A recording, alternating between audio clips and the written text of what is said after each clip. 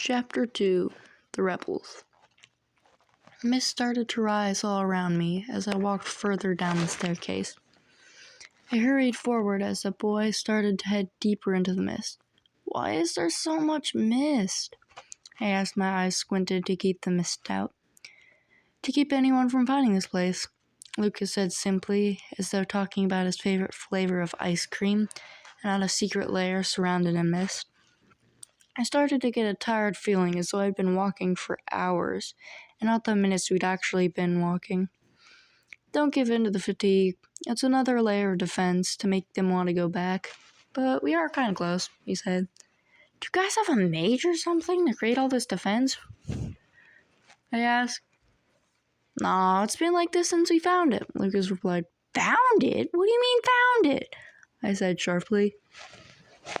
"I'll explain in a bit after we pass through the gates," Lucas said calmly. I felt like I was going to collapse any minute now, and the stairs abruptly stopped at a marbled ground. "Stop!" "Oh, never mind, it's just Lucas." One bristling with weapons said, "Lucas, do you know you're being followed?" A man that was similarly dressed in weapons asked. "Oh, I'm not being followed by an enemy. She's a new ally," he said happily. "I guess we can let you pass. Right, Eagle Eye?" The female guard said to the other guard with a sly look. "Lauren, I've told you 1,000,000,000,000 times it's Dustin, not Eagle Eye. I wish I'd actually killed you that day." The male guard said, seething in rage.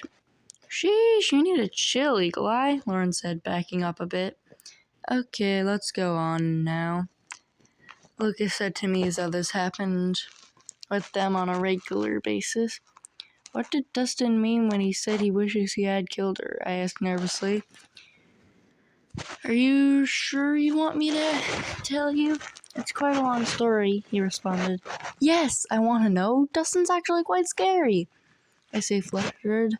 "Okay, so Dustin was an assassin who slowly worked his way up the ranks. His one goal, getting the king to hire him. The king had killed Dustin's parents years before, so he wanted revenge on the false king. Eventually, the king did hire him and ordered him to kill his daughter and only child, Lauren. But instead of killing her, he took her here and threatens her with it every day," Lucas said. "Wait, so Lauren's the fake king's daughter? What if she decides to backstab us?" I say. "Nah, Lauren's chill. She wouldn't do that," he said. And I started taking in the place where there were pillars of marble everywhere. The floor had turned from marbled dirt to marbled gold. "I'm thinking about taking you to the council meeting tonight. We could use some outside opinion on the whole thing," he said, interrupting my thoughts.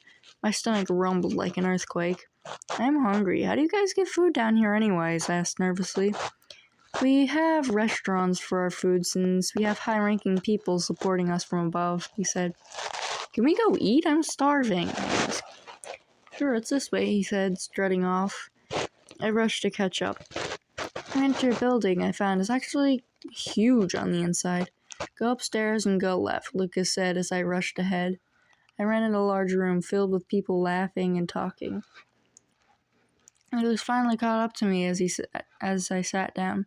"Okay, let's get our meal and leave," he said, gasping for breath. "Okay," I agreed. And I said I wanted meat if they had any. A few people gave me weird looks. "Of course, we have all sorts of kinds. Deer, chicken, pig, cow, and even more as well." "You have options?" I say, shocked. "Yeah, I'll just get you some deer meat and leave." The scowls were now directed at Lucas. "What's the matter with them?" I asked. "Oh, them. Don't mind them. They'll get over it," he said as our food arrived at the table. I scarfed it down quickly, and Lucas started hurrying me out. As we rushed to this council meeting, I saw a giant metal building.